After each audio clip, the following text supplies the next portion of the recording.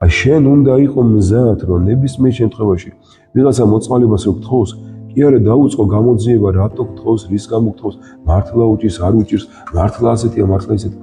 არა, აი ამ მოწყალების მთხოვნელ ადამიანში ბიჭო დაინახე უფალი რა, ეგება სწორედ უფალია მოსული აი იმ დროს და შენი ცხოვნებისთვის იღწვის. შენ ხო არ იცი ხო?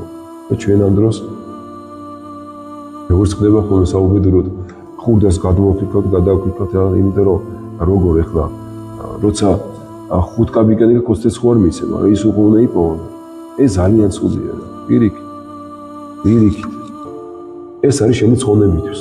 არა დაუშვათ ვიღაცის, ის ვიღაცა არ ვერ შენ 1 ლარით ვერ გამოწყება და ვერც 5 ლარით რა და ვერც 20 თეთრით. ისევ შენი თავის ცხოვნებისთვის არია ჩემო უფასო.